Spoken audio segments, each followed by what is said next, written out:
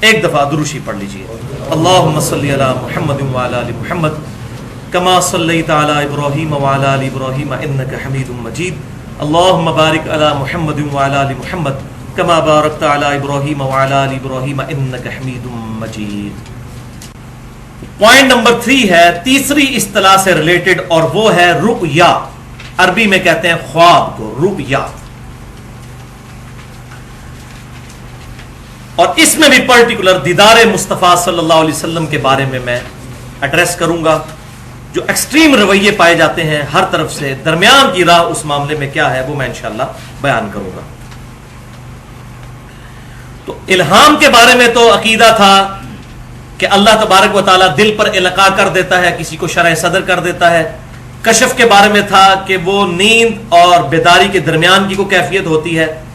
اور یہ پرٹیکولر اس پر تو سب متفق ہیں، اور الحمدللہ ہم نے احادیث بھی سن لی شروع میں دوسرے پوائنٹ میں کہ خواب ایک ذریعہ ہے اب قیامت تک غیبی خبروں کا، بخاری اور مسلم کی متفق علیہ حدیث کے تحت.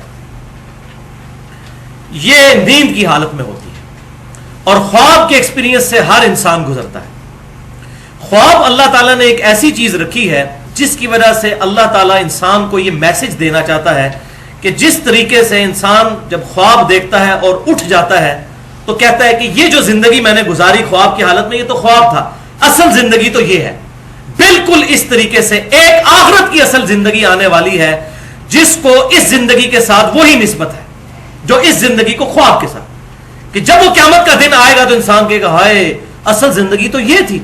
تو یہ دنیا میں اللہ تعالیٰ نے ایک ایکسپیرینس کروا دیا، اور یہ اللہ تعالیٰ کا ایک طریقہ ہے. اللہ تعالیٰ نے ایک انسٹیٹیوٹ بنایا ہے، ایک موڈ آف نالج ہے، ایک ورچوئل تمثیلی طریقہ ہے لوگوں تک غیب کی خبریں پہنچانے کا اور ان کی اصلاح کرنے کا. شیطانی بھی ہو سکتا ہے، رحمانی خواب بھی ہوتے ہیں. اور اس میں یہ بھی بات یاد رکھیے، اکثر ہم خواب میں اپنے قریبی رشتہ داروں کو دیکھتے ہیں جو زندہ ہیں، لیکن اگر آپ صبح اٹھ کر انہی رشتہ داروں سے پوچھیں کہ جناب ابو جان آپ رات کو خواب میں مجھے آئے تھے، تو ان کو نہیں پتا ہوتا کہ میں آیا تھا. تو آپ خواب میں یہ جو اکثر لوگ کہتے ہیں نا پیر صاحب آگے فجر کے ٹائم جگا جاتے ہیں، تو پیر صاحب کو پوچھیں ان کو نہیں پتا ہوتا. یہ تمثیلی سارے معاملات ہوتے ہیں. ہوتے شیطان آ جائے، اللہ تبارک و تعالیٰ کی طرف سے کوئی معاملہ ہو جائے. تو یہ جو کہتے ہیں نا پیر صاحب آ کے جگاتے ہیں، تو ان کو کہ اسی ٹائم پیر صاحب کو فون کریں کہ آپ رات کو کدھر تھے، تو اگر بتا جائیں تو پھر ہمیں پکڑ لیں آ کے. تو یہ تمثیلی معاملات ہوتے ہیں، انسان سوچتا رہتا ہے اور یہ معاملات انسان کے ساتھ ایسے ہوتے ہیں. تو ایک پورا اللہ تبارک و تعالیٰ کا ایک سمجھ لیں محکمہ ہے. ہاں انبیاء اکرام علیہ السلام کے خواب ڈیفینیٹ وہی ہوتے ہیں، اس میں کوئی شک ہی نہیں ہے. اور قرآن پاک اس پر گواہ ہے. کئی ایک جگہوں میں آیات قرآن پاک میں موجود ہیں. آپ کے پیپر کے اوپر آخری دو جو آیات کراس ریفرنس کے طور پر ہیں، آیت نمبر 11 اور 12 سورہ الصافات کی آیت نمبر 102. بسم اللہ الرحمن الرحیم. ابراہیم علیہ السلام کا ذکر ہو رہا ہے کہ وہ اپنے بیٹے سے گفتگو کرتے ہوئے کہتے ہیں قال یا بنی انی ارا فی المنام، اے میرے بچے میں نے خواب میں دیکھا ہے انی اذبحک فانظر ماذا ترى، کہ میں تجھے ذبح کر رہا ہوں، اب بتا کہ تیری کیا رائے ہے. قال یا ابت افعل ما تؤمر، فرما بردار بچے نے کہا اے ابا جان کر گزریے جو آپ کے رب نے آپ کو حکم دیا ہے. اللہ اکبر. ستجدنی انشاءاللہ من الصابرین، ان قریب آپ مجھے صابرین میں سے پائیں گے. اب ایک بچے کو ذبح کرنا یہ اتنا بڑا ایکٹ ہے، بغیر وحی کے ممکن نہیں ہے. اور یہ آیا کہ قرآن پاک میں اللہ تعالیٰ نے فرما دیا انی ارا فی المنام، میں نے خواب میں دیکھا ہے. لہذا نبی کا خواب ایگزیکٹ وہی ہوتا ہے. لہذا جو ہمارے پیغمبر صلی اللہ علیہ وسلم نے جامعہ ترمذی کا میں نے حوالہ دیا 3235 نمبر حدیث جو بالکل صحیح حدیث ہے، جسے امام بخاری نے بھی توثیق کی، امام ترمذی نے بھی توثیق کی، شیخ البانی نے بھی توثیق کی، شیخ زبیر علی زئی صاحب نے بھی توثیق کی کہ نبی صلی اللہ علیہ وسلم نے خواب میں اللہ کو دیکھا. تو وہ بالکل وحی الہی. دوسرا ہمارے پیغمبر صلی اللہ علیہ وسلم کے بارے میں یہ سورہ الفتح کی آیت نمبر ہے 27. لقد صدق اللہ رسولہ الرؤیا بالحق، بے شک اللہ تعالیٰ نے سچا کر دکھایا اپنے رسول کا خواب کہ بے شک تم ضرور داخل ہوگے مسجد حرام میں امن کی حالت میں. یہ نبی صلی اللہ علیہ وسلم کو خواب دکھایا گیا تھا اور وہی ہوا. صلح حدیبیہ کے موقع پر تو نہ جا سکے، لیکن اس سے اگلے سال اللہ تعالیٰ نے 3 दिन के लिए मक्का शरीफ कुफार मक्का ने छोड़ दिया और सहाबा इकराम ने और नबी सल्लल्लाहु अलैहि वसल्लम ने अल्लाह ताला के इज़्न से वहां पर जाकर उम्रा अदा किया और वो ख्वाब सच्चा कर दिखाया। अब यहां पर बड़ी अहम बात कि खत्म नबूवत के बाद अब क़यामत तक के लिए सिर्फ एक जरिया है गैबी खबरों का, और वो है ख्वाब, इकलौती शक्ल, जो मैं पहले हदीस बयान कर चुका सही बुखारी से। इंटरनेशनल नंबर के मुताबिक 6990 के नबूवत की खबरों में से अब सिर्फ ख्वाब बाकी हैं, मुबशरात बाकी हैं, और फिर फरमाया ये ख्वाब है। दूसरी हदीस सही बुखारी और सही मुस्लिम की मुत्तफकुन अलैह हदीस है कि मोमिन का ख्वाब नबूवत की खबरों का 46वां हिस्सा है। मोमिन का ख्वाब, अंबिया का तो ख्वाब है ही है, मोमिन का ख्वाब भी। इस ख्वाब के जरिए अल्लाह ताला मुस्तकबिल की खबर भी दे सकता है और दीन का कोई मसला भी बता सकता है, लेकिन उसमें ख्वाब हुज्जत नहीं होंगे, किताब व सुन्नत पर पेश किया जाएगा। मुस्तकबिल की खबर किसी को ख्वाब में दिखाई जा सकती है, लेकिन वो जब तक खबर वाकई ना हो जाए कोई कह नहीं सकता कि ये बात ठीक थी, वो होने के बाद पता चलेगा। मिसाल के तौर पे मैं आपको अपना पर्सनल एक वाकया बताता हूं। अगस्त 2005 की बात है, यानी तकरीबन 8 से समझ लें 7-8 साल पहले की,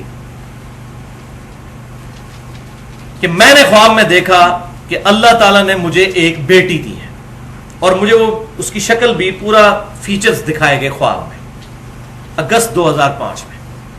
और उसके फिर 4 महीने के बाद 3 दिसंबर 2005 को अल्लाह ताला ने मुझे अल्हम्दुलिल्लाह बेटी की दौलत से नवाजा, और एग्जैक्ट वही शक्ल थी जो मैंने 4 महीने पहले ख्वाब में देखी थी। अब वो जब तक वाकया ना हो जाता, मैंने बेटी देखी थी, बेटा पैदा हो जाता, तो मेरा ख्वाब गलत होता, और फिर शक्ल भी वही। तो इस चीज से अब कंफर्म हो गया कि ये गैबी खबर थी। इस तरह आपके साथ भी कई मामला हुए होंगे, लेकिन दीन के मामला जो हैं वो अगर ख्वाब में ऐसे मामला हों, वो हक हो सकते हैं, लेकिन उनको किताबो सुन्नत पर पेश किया जाएगा। ऐसा नहीं है कि किताबो सुन्नत के बगैर किसी की जाती इंटरप्रिटेशन मान ली जाए। सही बुखारी और सही मुस्लिम की मुत्तफकुन अलैह हदीस है कि अच्छे ख्वाब अल्लाह की तरफ से हैं और बुरे ख्वाब शैतान की तरफ से हैं। जब तुम में से कोई अच्छा ख्वाब देखे तो अल्लाह का शुक्र अदा करे और पसंदीदा शख्स से बयान करे, यानी जो उससे जेलस ना होता हो उसको बयान करे। और जो कोई नापसंदीदा ख्वाब देखे तो इसका जिक्र किसी से ना करे, अल्लाह के हुजूर पनाह तलब करे और अपने बाईं तरफ 3 दफा थूक दे। फिजिकली नहीं थूकना, बस इसी तरह यूं करते हैं। और बुखारी और मुस्लिम में इसी कॉन्टेक्स्ट में मोहम्मद बिन सीरीन ताबई, जो इमाम हनीफा रहमतुल्लाह अलैह के उस्ताद हैं और 70 सहाबा की उन्होंने सोबत की, अल-मुतवफ़ा 110 हिजरी, उनका कौल मौजूद है। वो फरमाते हैं कि ख्वाब 3 किस्म के हैं, एक अल्लाह की तरफ से, दूसरा शैतान की तरफ से, और तीसरा नफसानी जो ख्यालात हैं। नबी सल्लल्लाहु अलैहि वसल्लम ने फरमाया 2 किस्म, और वो जो नफसानी ख्यालात हैं वो बेसिकली शैतानी ख्वाब ही होते हैं, क्योंकि ये नफ्स में भी शैतान ही फूंके मारता है। तो ये इंटरप्रिटेशन बड़ी जबरदस्त है इब्ने सीरीन की, मुझे बड़ी पसंद आई, क्योंकि अक्सर औक़ात जो इंसान दिन में सोचता रहता है और उसके मुतालिक ख्वाब भी बाज़ औक़ात इंसान को आ जाता है।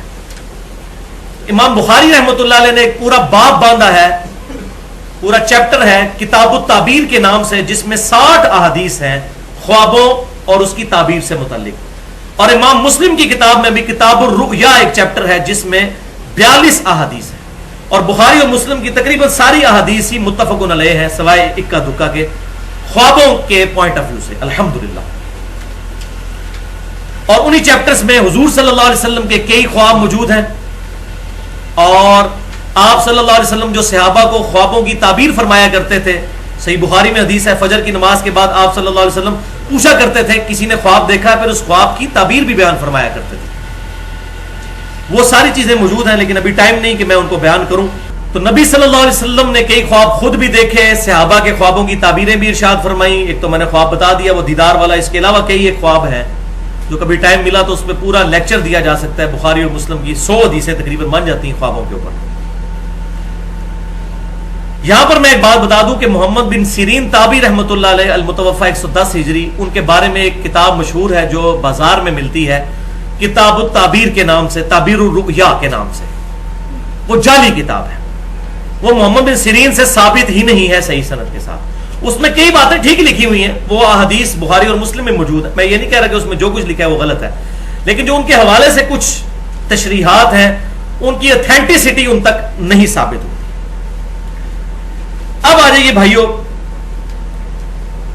اس بات کی طرف کہ کیا خواب میں امام کائنات سید الاولین والآخرین شفیع المذنبین رحمت للعالمین سیدنا و مولانا امام اعظم محمد رسول اللہ صلی اللہ علیہ وسلم کی زیارت ہو سکتی ہے یا نہیں؟ اس میں 2 حدیثیں ہیں جن کو میں ڈسکس کروں گا اور پھر ہمارا یہ لیکچر مکمل ہو جائے گا۔ بالکل زیارت ہو سکتی ہے۔ پہلی حدیث صحیح بخاری اور مسلم کی متفق علیہ حدیث ہے۔ صحیح بخاری میں انٹرنیشنل نمبرنگ کے مطابق 6996 اور 110 اور صحیح مسلم میں 5919 کہ آپ صلی اللہ علیہ وسلم نے فرمایا جس شخص نے مجھے خواب میں دیکھا تو بے شک اس نے مجھی کو دیکھا، شیطان میری شکل کی مثال اختیار نہیں کر سکتا۔ میری شکل میں جس نے مجھے دیکھا اس نے مجھی کو دیکھا، میری شکل کو شیطان اختیار نہیں کر سکتا۔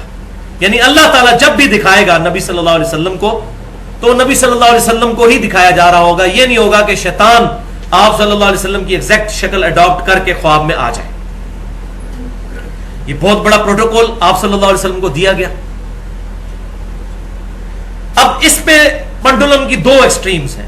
ایک ایکسٹریم پہ وہ لوگ ہیں جو ان خوابوں کی بنیاد کے اوپر آئے دن خواب بیان کرتے ہیں، ہمارے فلاں بزرگ نے دیکھ لیا خواب اور یہ ہو گیا وہ ہو گیا، ان کو قرآن و سنت سے بات بتائیں وہ کہتے ہیں نہیں ہم نے خواب دیکھ لیا، وہ قرآن کو بھی نہیں مانتے پھر سنت کو بھی انکار کر دیتے ہیں ان خوابوں کی بنیاد میں۔ یہ ایک ایکسٹریم پہ لوگ ہیں۔ دوسری ایکسٹریم پہ وہ لوگ ہیں جو لوگ کیٹاگوریکل ڈینائی کر دیتے ہیں نہیں جی صحابہ کے علاوہ تو نبی صلی اللہ علیہ وسلم کو خواب میں کوئی دیکھ ہی نہیں سکتا کیونکہ حضور کی شکل کا صرف صحابہ کو پتا تھا۔ تو بھائیو اگر یہ بات ہوتی تو حضور خود بتا کے جاتے یہ صرف صحابہ کے لیے حدیث ہے، قیامت تک کسی اور کے لیے نہیں ہے۔ تو یہ بھی انٹرپریٹیشن بالکل غلط ہے۔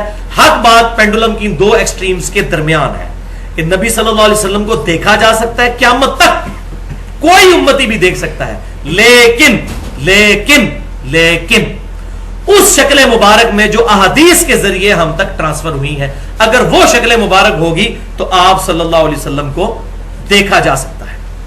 اور اس کی کئی ایک مثالیں موجود ہیں احادیث کی کتابوں میں، یہ تاریخ کی یا بزرگوں کی لکھی ہوئی کتابیں نہیں ہیں۔ 5 مثالیں میں بیان کر دیتا ہوں تاکہ ہمارا ایمان تازہ ہو جائے اس حوالے سے۔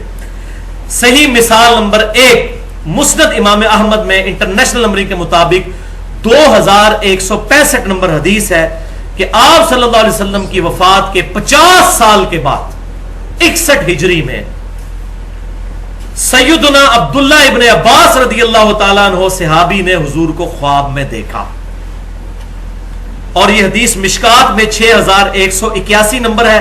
شیخ البانی بھی اسے صحیح کہتے ہیں، شیخ زبیر علی زئی صاحب نے بھی اس پر صحت کا حکم لگایا، پوری امت اس کو نقل کرتی ہے یہ الحمدللہ۔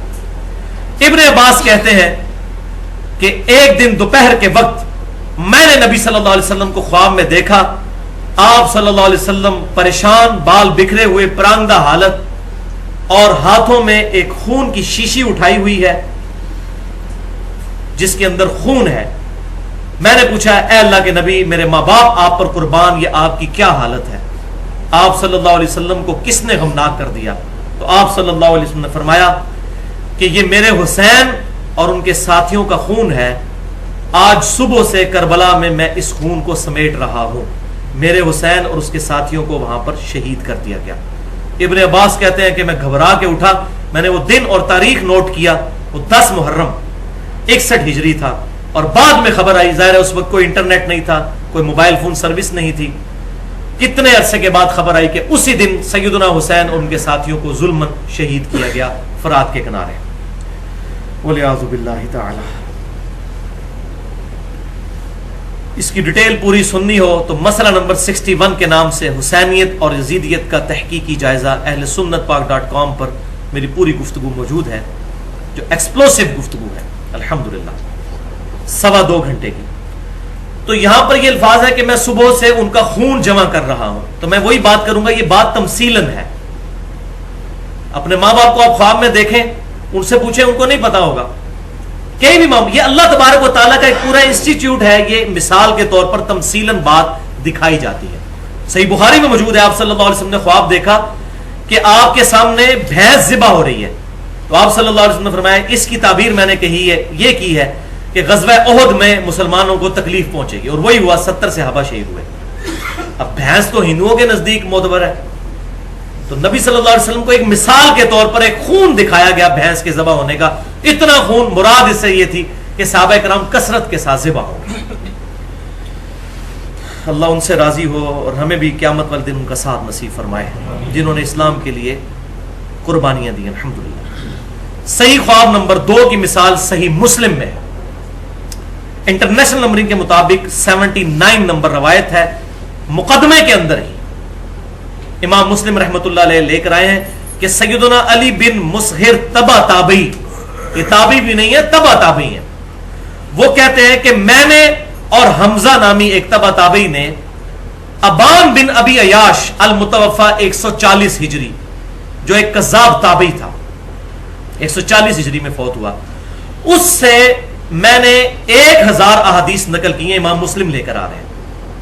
وہ کہتے ہیں بعد میں اپنے کلاس فیلو جب حمزہ کو ملا تو میں نے اس سے ذکر کیا کہ ہم نے اس سے جو احادیث نقل کی، تو حمزہ نے بتایا کہ بھائی میرے، مجھے نبی صلی اللہ علیہ وسلم کی خواب میں زیارت ہوئی اور میں نے ابان بن ابی عیاش سے سنی ہوئی 1000 حدیثیں حضور کے سامنے زبانی پڑھی خواب میں، حضور نے صرف 5 یا 6 حدیثوں کی تصدیق کی، باقی سب کے بارے میں فرمایا یہ میری حدیثیں نہیں ہیں۔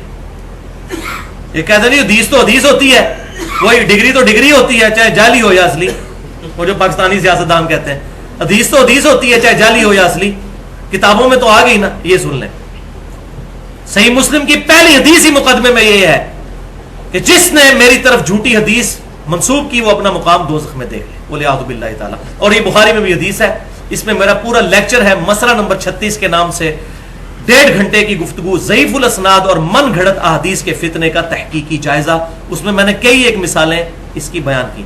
یہ ابان بن ابی عیاش وہی راوی ہے، یہ وہی خبیث ہے جس کو اہل سنت اور اہل تشیع دونوں کذاب کہتے ہیں، اور پھر وہی ہمارے اہل تشیع میں سے رافضی جو ہیں وہ اسی کی روایت پیش کرتے ہیں جی سیدنا عمر نے حضرت فاطمہ کے گھر کو آگ لگا دی تھی، وَلِعَاذُ بِاللَّهِ تعالیٰ۔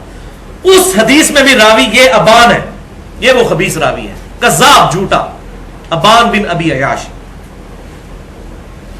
تیسری مثال خواب کی، سنن نبی داؤد میں انٹرنیشنل نمبر کے مطابق 5077 نمبر، سنن ابن ماجہ میں 3867 اور سنن نسائی الکبریٰ کے اندر بھی موجود ہے 9855۔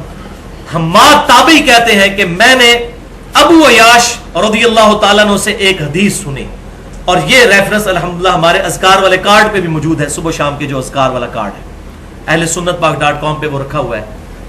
کہتے ہیں میں نے حدیث سنی ابو عیاش رضی اللہ تعالیٰ عنہ سے، حماد تابعی کہتے ہیں کہ آپ صلی اللہ علیہ وسلم نے فرمایا جس شخص نے صبح کے وقت ایک دفعہ پڑھ لیا لا الہ الا اللہ وحدہ لا شریک لہ لہ الملک ولہ الحمد وہو علی کل شیء قدیر، تو شام تک اللہ تعالیٰ اس کی شیطان سے حفاظت فرمائے گا، نمبر 1۔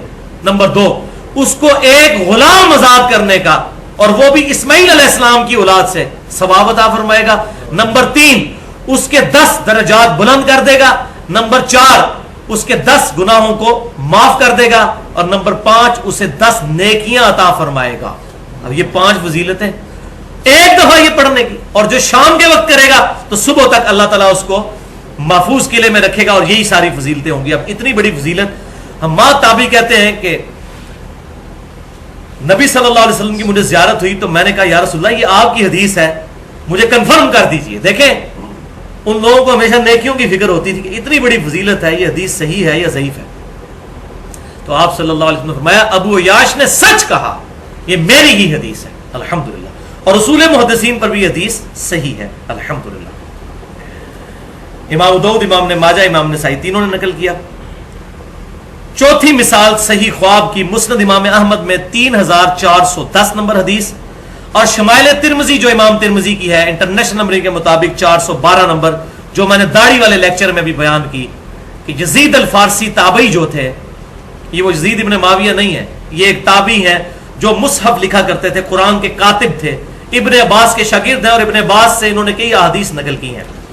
وہ کہتے ہیں کہ ایک رات میں نے خواب میں نبی صلی اللہ علیہ وسلم کی زیارت کی، اور آگے اپنا خواب پھر ابن عباس سے بیان کیا۔ شمائل ترمذی کا جو آخری چیپٹر ہے خواب میں حضور کو دیکھنے کا بیان، اس میں یہ 412 نمبر حدیث ہے.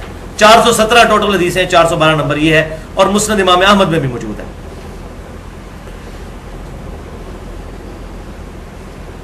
تو وہ کہتے ہیں میں نے ابن عباس سے کہا کہ میں نے رسول اللہ صلی اللہ علیہ وسلم کو خواب میں دیکھا. تو ابن عباس نے کہا جلدی جلدی اپنا خواب بیان کرو. میں نے رسول اللہ سے سنا جس شخص نے مجھے خواب میں دیکھا اس نے مجھے کو دیکھا، میری شکل میں شیطان نہیں آ سکتا. تو انہوں نے پھر بڑا پیارا خواب بیان کیا. اس کے اینڈ پر ابن عباس نے تصدیق کی کہ اگر تم بیداری میں بھی حضور کو دیکھ لیتے تو اس سے مختلف نہ پاتے، تم نے رسول اللہ ہی کو خواب میں دیکھا ہے. اب انہوں نے نہیں کہا کہ قیامت تک کوئی دیکھ ہی نہیں سکتا، وہ تابعی تھے، صحابی تو نہیں تھے جنہیں خواب دیکھا. اس کا ترجمے میں بھی بعض لوگوں نے 2 نمبری کی، وہ صرف یہ ثابت کرنے کے لیے کہ حضور کی داڑھی بہت لمبی تھی، کیونکہ اس میں واضح موجود ہے کہ حضور کی داڑھی نحر تک تھی، سینے کے شروع والے حصے کی طرف. لیکن الحمدللہ اہل حق بھی موجود ہیں، اکثر اہل حقی ہیں جنہوں نے ترجمہ صحیح کیا. اس میں سے اہل حدیث علماء میں سے ایک بڑے عالم، چونکہ اہل حدیث کو یہ مسئلہ کڑوا لگتا ہے، میں انہی کے عالم کا حوالہ دیتا ہوں. دارالاسلام سے کتاب چھپی ہے آئینہ جمال نبوت، اس میں اہل حدیث کے بہت بڑے اس وقت ہم حافظ عبدالستار حماد صاحب کا ترجمہ انہوں نے چھاپا ہے دارالاسلام والوں نے، اور یہ خواب کا ترجمہ میں وہاں سے پڑھنے لگا ہوں. وہ کہتے ہیں، یزید الفارسی کہتے ہیں، اے ابن عباس میں نے خواب میں نبی صلی اللہ علیہ وسلم کو دیکھا. آپ صلی اللہ علیہ وسلم کا قد مبارک نہ بہت لمبا تھا نہ بہت چھوٹا بلکہ درمیانہ تھا. آپ صلی اللہ علیہ وسلم کا رنگ مبارک بہت سفید نہیں بلکہ گندمی نما سفید سرخ رنگ تھا. آپ صلی اللہ علیہ وسلم کے دانت مبارک انتہائی سفید اور خوبصورت تھے. آپ صلی اللہ علیہ وسلم کی آنکھیں سرمگی تھیں جیسے سرما لگا ہوا ہوتا ہے. آپ صلی اللہ علیہ وسلم کا چہرہ مبارک گول اور گوشت سے پر تھا، اور آپ صلی اللہ علیہ وسلم کی داڑھی مبارک انتہائی گھنی اور پورے چہرے پر پھیلی ہوئی تھی اور نحر تک تھی. نحر تک، سینے کے الفاظ ہی کوئی نہیں ہے، لیکن مولوی نے 2 نمبری کے سینہ بھرتی تھی. حضور کی اتنی لمبی داڑھی نہیں تھی، نحر تک تھی. یہ اونٹ کو سینے سے نہر کیا جاتا ہے یا یہاں سے کیا جاتا ہے نہر؟ یہ جہاں پر یہ ہلکا سا سمجھے کہ ٹرف بنا ہوا ہوتا ہے، یہاں پر یہ گلے والا آخری حصہ جہاں سے سینہ شروع ہوتا ہے، سینہ یہاں سے شروع ہو کے ناف تک جاتا ہے، یہ سینے کا ابتدائی حصہ. اور وہی انہوں نے ترجمہ کیا کہ آپ صلی اللہ علیہ وسلم کی داڑھی مبارک سینے کے شروع کے حصے پر، ابتدائی حصے پر پھیلی ہوئی تھی یہاں تک. اور یہ الحمدللہ مجھ پہ شرح صدر ہوا ہے. میں وہی بات کروں گا کہ اکثر علماء پریشان تھے کہ صحیح بخاری میں آتا ہے کہ عبداللہ بن عمر مٹھی کے بعد داڑھی کاٹ دیا کرتے تھے حج اور عمرے پر، اور ابو داؤد میں ہے کہ مطلقاً مٹھی کے بعد داڑھی کاٹا کرتے تھے. وہ والی جو حدیث ہے ذهب الظمأ وابتلت العروق وثبت الاجر انشاءاللہ، اسی میں موجود ہے کہ وہ تابعی کہتے ہیں کہ عبداللہ بن عمر یہ دعا بھی پڑھتے تھے اور مٹھی کے بعد داڑھی بھی کاٹا کرتے تھے. اور الموطا امام مالک میں ہے کہ صرف اس سال جس سال انہوں نے حج کرنا ہوتا تھا اس سال عبداللہ بن عمر رمضان سے حج تک داڑھی کو تھوڑا لمبا کر لیتے تھے تاکہ حج کے موقع پر داڑھی کاٹیں. تو یہ جو لوگ کہتے ہیں داڑھی وہ حج کے موقع پہ کاٹتے تھے، وہ لمبی انہوں نے 3 مہینے پہلے کی ہوتی تھی. ان کی داڑھی مٹھی تھی. کیوں؟ کہ ان کا یہ ماننا تھا کہ حضور کی داڑھی چونکہ یہاں تک تھی میں اس سے لمبی نہیں کروں گا. جو صحیح بخاری میں 10 حدیثیں ہیں کہ ابن عمر اتنے متبع سنت ہے کہ حضور کے حج کے سفر کے دوران ان جگہوں پر رکا کرتے تھے جہاں حضور صلی اللہ علیہ وسلم رکا کرتے تھے. الحمدللہ. تو داڑھی پر میں نے کافی ڈیٹیل گفتگو کی ہے، داڑھی کی اہمیت اور اس کی مقدار اور اس کے صحیح احکام و مسائل پر. مسئلہ نمبر 33 کے نام سے اہل سنت پاک.com پر، وہاں ڈیٹیل کے ساتھ داڑھی پر گفتگو سنی جا سکتی ہے. صحیح خواب نمبر 5 سنن دارقطنی حدیث کی کتاب ہے. امام دارقطنی رحمۃ اللہ علیہ المتوفا 382 ہجری، شروع کے ائمہ محدثین میں سے ہیں. ان کی کتاب ہے سنن دارقطنی جس میں 4898 احادیث ہیں. اس میں انہوں نے نماز والے چیپٹر میں یہ خواب نقل فرمایا ہے، اور وہ کہتے ہیں کہ میں نے یہ خواب اپنے استاد سے خود سنا جنہوں نے یہ خواب دیکھا، اور ان کے استاد تبا تابعی تھے 4 صدی کے اندر. ان کا نام تھا امام ابو جعفر بن اسحاق، اور حدیث کا انٹرنیشنل نمبر ہے 1135، جلد 1 صفحہ 293. اور بریلوی مکتبہ فکر کے علماء نے بھی اس کا ترجمہ شائع کیا ہے، دیوبند نے بھی کیا ہے. بریلوی مکتبہ فکر کا جو ترجمہ ہے شبیر بردرز کا، اس میں اس کا نمبر ہے 1110.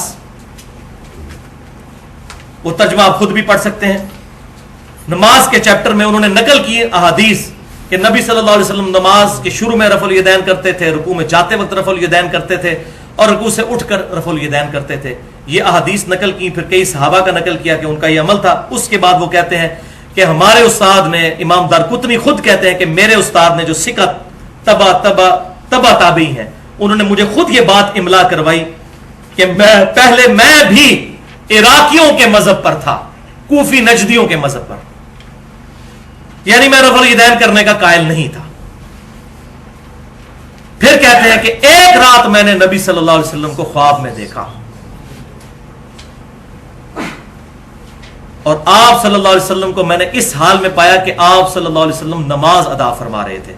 میں نے دیکھا کہ آپ صلی اللہ علیہ وسلم نے نماز شروع کی تو اپنے دونوں ہاتھ کندھوں تک اٹھائے، جب رکوع میں جانے کا ارادہ کیا تو بھی دونوں کندھوں تک ہاتھوں کو اٹھایا، اور جب سمی اللہ لمن حمدہ ربنا لک الحمد کہا تو پھر دونوں کندھوں تک ہاتھوں کو اٹھایا، یعنی وہ تینوں رفع الیدین کیے.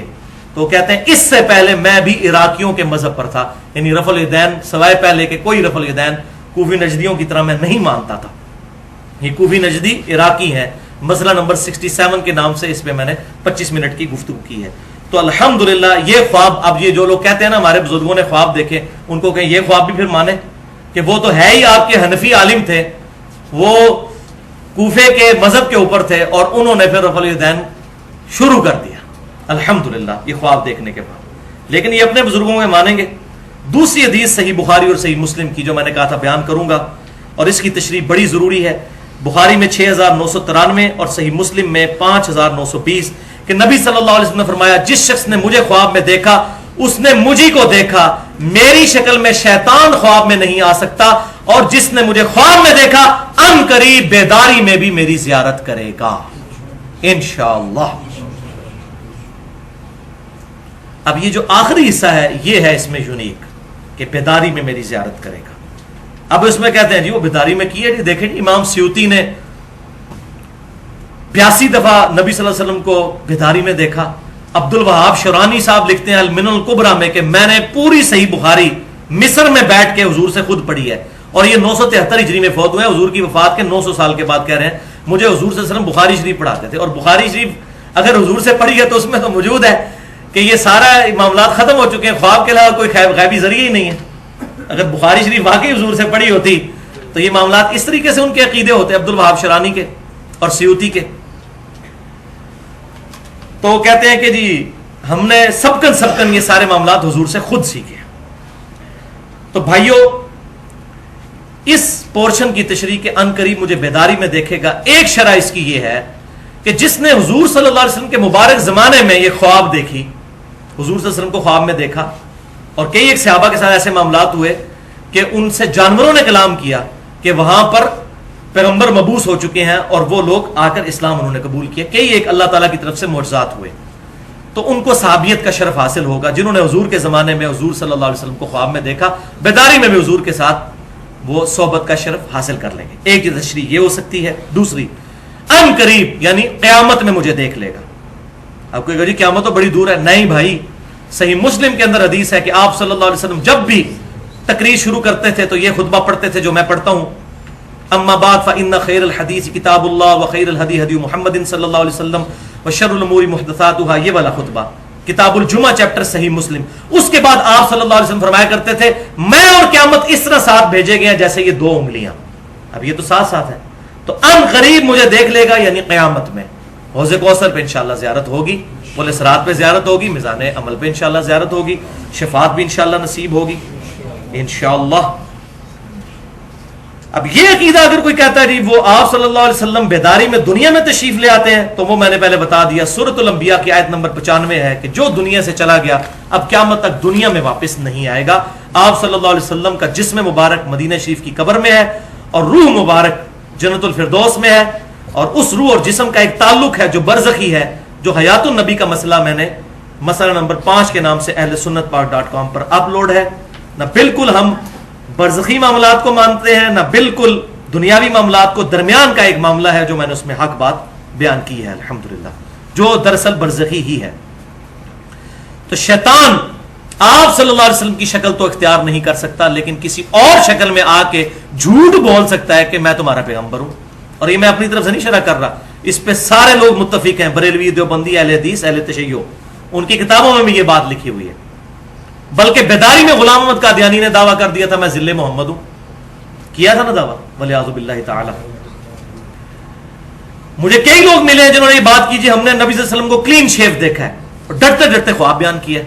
تو میں نے ان کو کہا کہ آپ صلی اللہ علیہ وسلم کو نہیں دیکھا, آپ نے شیطان کو دیکھا. وہ کہتے ہیں نہیں جی ہمیں خواب میں بتایا گیا. اب ان کو اس حدیث کی شرح نہیں آتی تھی. ایک تبلیغی جماعت کے بھائی ملے, بوڑھے, ریٹائرڈ ایئر فورس سے, مجھے کہنے لگے جی میں نے کئی سال پہلے آپ صلی اللہ علیہ وسلم کو خواب میں دیکھا تو میں پھر تبلیغی جماعت میں آ گیا. میں نے کہا جی آپ نے کیا دیکھا؟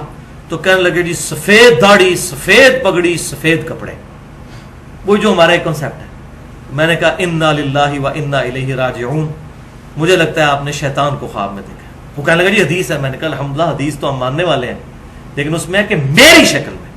تو بھائی بخاری اور مسلم کی متفق علیہ حدیث ہے, انس ابن مالک جنہوں نے 10 سال حضور کو وضو کروایا, وہ کہتے ہیں کہ وفات کے وقت اگر میں حضور صلی اللہ علیہ وسلم کے بال مبارک سر اور داڑھی کے ملا کے بھی گنتا تو 20 سے زیادہ سفید نہیں تھے. 20 سے زیادہ میرے سفید ہیں سر کے. اور حضور صلی اللہ علیہ وسلم کا معجزہ تھا کہ آپ کی داڑھی مبارک سیاہ تھی, صرف یہ کنپٹی پہ اکا دکا بال اور یہ بچی پہ, باقی پوری داڑھی مبارک کالی تھی.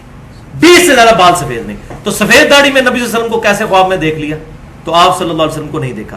تو یہ میں جو کہہ رہا ہوں کہ یہ ہماری شرح نہیں, شروع سے صحیح بخاری میں جو شرح لکھی گئی سب سے بیسٹ, جس کو بریلوی, دیوبندی, اہل حدیث, اہل سنت کے ماننے والے تینوں گروہ مانتے ہیں, فتح الباری ابن حجر اسقلانی رحمۃ اللہ علیہ المتوفا 852 ہجری, ان کی لکھی ہوئی ہے صحیح بخاری کی شرح. اس میں انہوں نے لکھا ابن سیرین رحمۃ اللہ علیہ کا قول صحیح سند کے ساتھ, کہ ان کو جب بھی کوئی آگے بتاتا تھا کہ میں نے نبی صلی اللہ علیہ وسلم کی خواب میں زیارت کی, تو کہتے تھے پہلے نشانیاں بتاؤ تم نے حضور کو کس طرح دیکھا. وہ کہتا تھا یہ دیکھا. اگر وہ نشانیاں احادیث کے ساتھ میچ کرتی تھی وہ توثیق کرتے تھے, اور اگر میچ نہیں کرتی تھی وہ کہتے تھے تم نے نبی صلی اللہ علیہ وسلم کو خواب میں نہیں دیکھا. اور یہ امام حنیفہ کے استاد ہیں, ابن سیرین المتوفا 110 ہجری, تابعی ہیں. تو یہ اکثر لوگ شیطانی خواب دیکھتے ہیں اور پھر بیان بھی کرتے ہیں. ایک خواب جو میں نے مسئلہ نمبر 71B میں شیطانی خواب بیان کیا تھا, کشف المحجوب میں موجود ہے. بریلوی اور دیوبندی دونوں ترجمہ اس کا چھاپ رہے ہیں. امام حنیفہ کے چیپٹر میں موجود ہے کہ امام حنیفہ رحمۃ اللہ علیہ کی طرف یہ جھوٹا خواب, شیطانی خواب منسوب کر دیا, کیونکہ ان کی کوئی کتاب نہیں جس سے ہم یہ پرکھ سکیں. امام حنیفہ کہتے ہیں میں نے خواب میں دیکھا کہ میں نبی صلی اللہ علیہ وسلم کی قبر مبارک کھود کے اس میں سے حضور کی ہڈیاں جمع کر رہا ہوں. ولیعوذ باللہ. یہ ہمیں کہتے ہیں یا تو نبی کا عقیدہ نہیں مانتے, یہ نہیں مانتے.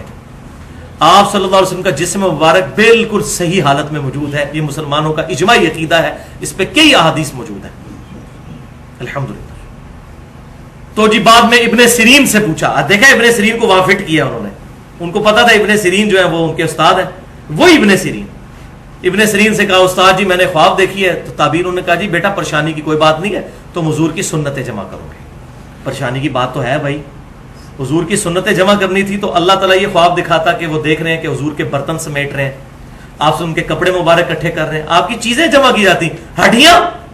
ولیعوذ باللہ تعالی, ولیعوذ باللہ تعالی. اس کے بعد میں کہتا ہوں جس میں ایمان کی اتنی سی بھی رتی موجود ہے نا, وہ کشف المحجوب کو نہیں چھاپے گا. اور جس کا مرشد نہ ہوئے وہ کتاب پڑھ لے, اے جناب پڑھے. جس کو مرشد نہ ملے وہ یہ کتاب پڑھ لے.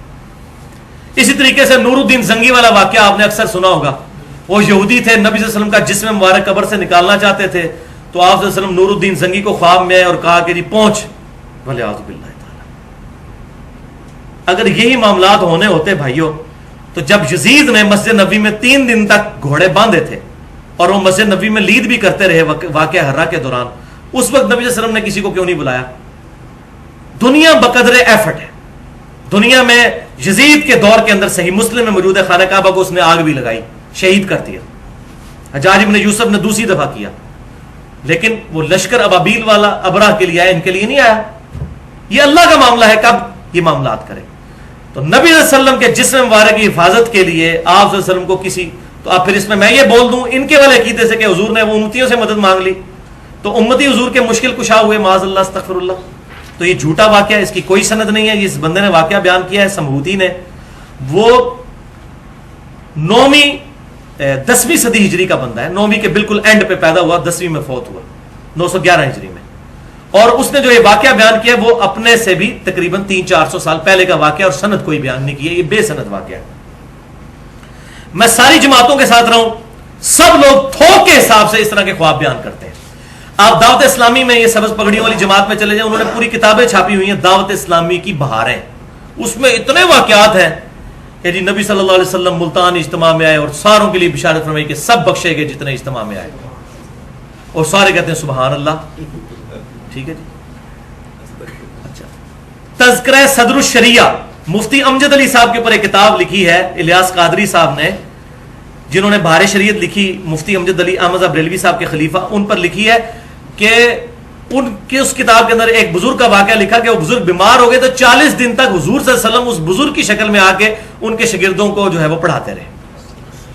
یعنی اب حضور کہہ رہے ہیں میری شکل میں شیطان نہیں آ سکتا, اس بزرگ کی شکل میں جب آئیں گے, نبی صلی اللہ علیہ وسلم کی شکل مبارک سے بڑھ کے کس کی شکل خوبصورت ہو سکتی ہے, وہ کسی امتی کی شکل میں آئیں گے, وہ شیطان ہی آیا تھا اصل میں اگر آیا تھا تو اس قسم کے واقعات لکھتے ہیں. اس کو وہ کہتے ہیں دعوت اسلامی کی بہار ہے. بالکل اسی طریقے سے ہمارے تبلیغی جماعت کے بھائی جو ہیں, رائے ونڈ والی جو پارٹی ہے, وہ بھی اس طرح کے واقعات, اس کو کارگزاری کا نام, جماعت آئی کارگزاری سنیں, اور ان کے عام آدمی کو کہتے ہیں جی ہمارے بزرگوں نے منع کیا, حاجی عبد الوہاب صاحب منع کرتے ہیں, حضرات منع فرماتے ہیں, لیکن حضرات کو یہ حاجی عبد الوہاب صاحب تو یہ نبی صلی اللہ علیہ وسلم کے مشورے سے سارا کام لے کے چل رہے ہیں. یہ کمرہ ہے جہاں نبی صلی اللہ علیہ وسلم تشریف لاتے ہیں رائے ونڈ میں. ٹھیک ہے, شکر ہے میں نے اس کمرے کی زیارت نہیں کی, مجھے بڑا شوق تھا اس وقت, میں بھی تبلیغی جماعت میں تھا, لیکن بڑا رش تھا, میں جا نہیں سکا اس کمرے تک. تو یہ یہاں نبی صلی اللہ علیہ وسلم آتے ہیں, تشریف لاتے ہیں, اور یہ حاجی عبد الوہاب صاحب ان کے مشورے سے یہ سارا جماعت کا کام لے کر چل رہے ہیں. تو یہ وہ بھی بیان کرتے ہیں. اور طاہر القادری صاحب کا خواب تو ماشاءاللہ انٹرنیٹ کے اوپر موجود ہے. انہوں نے یہاں تک کہہ دیا کہ جی نبی صلی اللہ علیہ وسلم نے واپسی پہ مدینہ شریف جانے کے لیے مجھ سے ٹکٹ مانگا, اور ٹیکسی کا کرایہ بھی یہاں پر پھرنے کے لیے مجھ سے مانگا, اور پھر وہ کہتے ہیں جی میں نے خواب دیکھا ہے, اللہ کی قسم میں جھوٹ نہیں بولتا, اور میں طاہر القادری صاحب, الیاس قادری صاحب, حاجی عبد الوہاب صاحب, ان سارے بزرگوں کی 100% تصدیق کرتا ہوں کہ واقعی یہ خواب دیکھتے ہیں. اور یہ میں وہ شرح صدر جو مجھے ہوا ہے وہ میں بیان کرنے لگا ہوں, یہ بالکل صحیح کہتے ہیں, یہ جھوٹ نہیں کہتے, ان کو خواب آتے ہیں. دماغ خراب ہے کسی کا خواب بیان کرے اس طرح. تو یہ ٹروتھ بھی میں آج ریویل کر دیتا ہوں کہ اصل میں شیطان ان کے ساتھ کھیل رہا ہوتا ہے. اب آپ کو بات سمجھ آئے گی, شیطان میری شکل میں نہیں آ سکتا, کسی اور شکل میں آئے گا اور ان کو اس قسم کے خواب دلائے جائیں گے. اور اگر کوئی کہتا ہے جی نہیں نہیں یہ رحمانی خواب ہیں اور نبی صلی اللہ علیہ وسلم تو خواب میں آتے ہی آتے ہیں, تو پھر میں وہی علمی جواب اور پھکی والا جواب دوں گا جو میں پہلے دے چکا, کہ پھر سنن دارقطنی میں انٹرنیشنل نمبر کے مطابق 1135 نمبر حدیث ہے. امام دارقطنی نے اپنے استاد ابو جعفر احمد بن اسحاق سے نقل کیا کہ وہ کہتے ہیں کہ میں بھی پہلے خود کوفیوں کے مذہب پہ تھا اور رفع الیدین کا قائل نہیں تھا, پھر میں نے نبی صلی اللہ علیہ وسلم کو خواب میں دیکھا کہ آپ صلی اللہ علیہ وسلم نے نماز شروع کرتے وقت رفع الیدین کیا, رکوع میں جاتے وقت کیا, اور رکوع سے اٹھتے وقت, تو میرے موقف جو ہے اس معاملے میں پھر چینج ہو گیا. اس میں امپلائڈ ہے یہ بات. تو یہ پھر کہیں کہ یہ خواب ہے تو آپ بھی سب کے سب رفع الیدین شروع کر دیں, اتنے بڑے بزرگ کا خواب ہے, اور یہ بزرگ کوئی آج کے نہیں ہے, 900,000 سال پرانے بزرگ ہیں, یہ 1000 سال پرانے بزرگ, تو خواب مانے پھر کہیں گے نہیں ہم اپنے بزرگوں کا ہی خواب مانتے ہیں. تو یہ اپنے اور بزرگوں کے خواب کیا بیداری میں ان کے معاملات مانتے ہیں. اور اس حد تک یہ آخر کے لیے میں نے واقعہ رکھا تھا جو مشہور ہے, ہمارا جو ریسرچ پیپر ہے رسول اللہ کی آخری وصیتیں صلی اللہ علیہ وسلم, ریسرچ پیپر نمبر 1, اس پہ بھی میں نے یہ واقعہ ڈالا ہے, یہ میں اینڈ پہ بیان کر دیتا ہوں. فضائل اعمال کے اندر جو چیپٹر الگ سے فضائل درود اور فضائل حج چھپا ہوا ہے. فضائل حج جو رائے ونڈ سے کتب خانہ فیضی سے شائع ہوتی ہے لاہور سے, واقعہ نمبر 12 صفحہ 166, اور الیاس قادری صاحب جو دعوت اسلامی کو لے کے چل رہے ہیں ان کی فضائل سنت کا چیپٹر ہے مصافہ اور معانقہ کی سنتیں اور آداب, اور اس کا صفحہ ہے 654. یہ پرانی فضائل سنت, نئی والے کا مجھے صفحہ نہیں پتا, یہ پرانی جو میرے پاس پڑی ہے جس سے میں بھی 10 سال تک درس دیتا رہا. اس میں واقعہ نقل کرتے ہیں فضائل اعمال میں بھی فضائل سنت میں بھی کہ 555 ہجری میں نبی صلی اللہ علیہ وسلم کی وفات کے 550 سال کے بعد شیخ احمد رفائی قبر رسول پر حاضر ہوئے اور عربی کے شعر پڑھے جن کا ترجمہ کچھ یوں تھا کہ اے اللہ کے رسول, جب تک میں مصر میں تھا صلی اللہ علیہ وسلم تو میری روح آ کر آستانہ اقدس پہ حاضری دیتی تھی. اب یہ پتہ نہیں کون سی روح ہے جو جسم سے نکل کے وہاں پہنچتی پھر واپس چلی جاتی ہے. اب میں خود آیا ہوں, آپ صلی اللہ علیہ وسلم اپنا ہاتھ مبارک قبر سے باہر نکالیے, میں اس کو بوسہ دینا چاہتا ہوں. تو شیخ زکریا صاحب لکھتے ہیں 90,000 لوگوں کی موجودگی میں, یعنی بیداری میں. ہمارا تو خواب نہیں رفع الیدین والا ماننے کے لیے تیار, اپنا بیداری میں اپنے بزرگ کا 90,000 لوگوں کی موجودگی میں 555 ہجری میں شیخ احمد رفائی کے لیے معاذ اللہ استغفر اللہ، وہ کہتے ہیں نبی صلی اللہ علیہ وسلم نے اپنا ہاتھ مبارک قبر سے باہر نکالا، انہوں نے اس کو بوسہ دیا، اور اس منظر کو دیکھنے والوں میں شیخ عبد القادر جیلانی کا نام بھی ذکر کیا جاتا ہے، تاکہ ساری سہم جائیں گے اتنے بڑے بزرگ نے یہ دیکھا ہے تو بالکل صحیح ہوگا، ان کا نام ویسے ہی ٹھوک دیا کہ سارے سہم جائیں کہ شیخ عبد القادر جیلانی وہ 11ویں علی سرکار، تاکہ وہ انکار کر ہی نہ سکے۔ اور بھائی کس نے دیکھا اور کہاں ہوا؟ یہ 555 ہجری، آج 1434 ہجری ہے، یہ 900 سال پہلے کا واقعہ ہے۔ آج سے 90 سال پہلے بھی، 900 سال تو بڑی دور کی بات ہے، آج سے 90 سال پہلے بھی مسجد نبی میں 90,000 کا مجمع نہیں آتا تھا۔ یہ تو شافعات کی توسیع کے بعد اب 4-5 لاکھ تک لوگ آتے ہیں، اور یہ تو ایئر ٹریولنگ کی وجہ سے حج زیادہ لوگوں نے کرنا شروع کیا، ورنہ ایوریج 1-1.5 لاکھ بندہ حج کے لیے جاتا تھا بمشکل۔ اب یہ 40 لاکھ تک، یہ تو بوئنگ 747 کی جو پروازیں 71-72 میں 1971 سے شروع ہوئی ہیں، اس کی وجہ سے یہ کثرت کے ساتھ لوگ آنا شروع ہوئے ہیں، اور آج 2013 میں 40-50 لاکھ تک، 5 ملین تک یہ بات پہنچ چکی ہے۔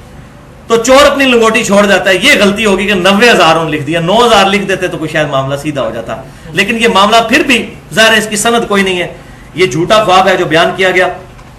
تو میں یہ پوچھتا ہوں کہ سیدہ فاطمہ جو حضور کی وفات کے بعد کسی نے ان کو ہنستے ہوئے نہیں دیکھا، انہوں نے تو کبھی نبی صلی اللہ علیہ وسلم کی بیداری میں زیارت نہیں، کوئی ضعیف روایت بتا دے کسی ایک صحابی کے بارے میں کہ حضور صلی اللہ علیہ وسلم سے انہوں نے بیداری میں ملاقات کی ہو۔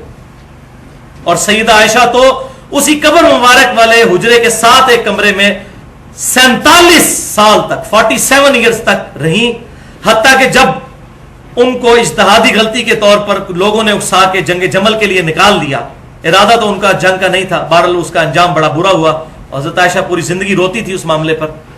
اس میں میرا پورا لیکچر بھی موجود ہے، مسئلہ نمبر 55B کے نام سے، حدیث قرطاس کے اوپر، اس میں میں نے کچھ چیزیں بیان بھی کی ہیں۔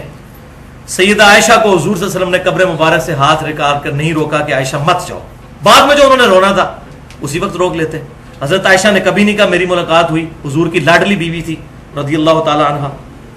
ہمارا عقیدہ کیا ہے؟ الحمدللہ وہ ہے صحیح بخاری میں انٹرنیشنل نمبرنگ کے مطابق 1010 نمبر حدیث، کتاب الاستسقاء چیپٹر میں، جو میں نے اسی رسول اللہ کی آخری وصیتوں والے ریسرچ پیپر پہ بھی ڈالی ہوئی ہے، کہ سیدنا عمر فاروق رضی اللہ تعالیٰ عنہ کے مبارک دور میں جب کبھی قحط پڑ جاتا تو عباس ابن عبد المطلب کو وہ لے کر آتے، اللہ کی حضور پیش کرتے اور کہتے اے اللہ جب تک تیرے محبوب صلی اللہ علیہ وسلم ہم میں موجود تھے ہم ان کے ذریعے سے تیری طرف توسل اختیار کرتے تھے، یعنی ان کی دعا کی برکت سے تو ہم پر بارش نازل فرما دیتا تھا، اب تیرے نبی کی وفات کے بعد ان کے چچا کو لے کر آئے ہیں۔ انس ابن مالک کہتے ہیں ان کی دعا کی برکت سے اللہ تعالیٰ بارش نظر فرما دیتا۔ تو سیدنا عمر قبر رسول پر جا کر نبی صلی اللہ علیہ وسلم سے نہیں مانگتے تھے، اور وہ بخاری کی اس حدیث کے راوی بھی حضرت عمر ہیں جو ایک سفر کے دوران پانی کم پڑ گیا تو سیدنا عمر کے مشورے سے حضور صلی اللہ علیہ وسلم نے اپنا مبارک ہاتھ ایک پانی کے پیالے میں رکھا اور پانی کے چشمے جاری ہوئے اور ہزاروں صحابہ نے اس پیالے میں سے پانی پیا۔ تو حضرت عمر کہہ سکتے تھے یا رسول اللہ صلی اللہ علیہ وسلم آپ صلی اللہ علیہ وسلم برزخی حیات کے ساتھ تو زندہ ہے، ہمارا بھی الحمدللہ یہ عقیدہ ہے، لیکن ان کو پتا تھا کہ دنیاوی حیات نہیں، ہماری کمیونیکیشن نہیں ہو سکتی، تو آپ اپنا ہاتھ ہمارے قبر سے باہر نکالیں یا پیالہ لے کے لوگ پیاسے مر رہے ہیں، یہ نہیں انہوں نے کیا۔ یہ ہے ہمارا عقیدہ، اور اس پہ میری ڈیٹیل کے ساتھ گفتگو بھی موجود ہے، مسئلہ نمبر 43 کے نام سے توسل اور وسیلہ کے صحیح احکام و مسائل اہل سنت پار.com پر 1.5 گھنٹے کی گفتگو ہے۔ اللہ تعالیٰ سے دعا ہے جو حق بات میں نے آج کہی ہمارے دلوں میں راسخ فرمائے، اگر جذبات میں میرے منہ سے کوئی غلط بات نکل گئی تو اللہ تعالیٰ ہمارے دلوں سے معاف کر دے، ہمیں کتاب و سنت کی تعلیمات پر عمل کر کے دوسرے بھائیوں تک پہنچانے کی توفیق عطا فرمائے۔ سبحانک اللہم و بحمدک اشہد ان لا الہ الا انت استغفرک و اتوب الیک وما علینا الا البلاغ المبین۔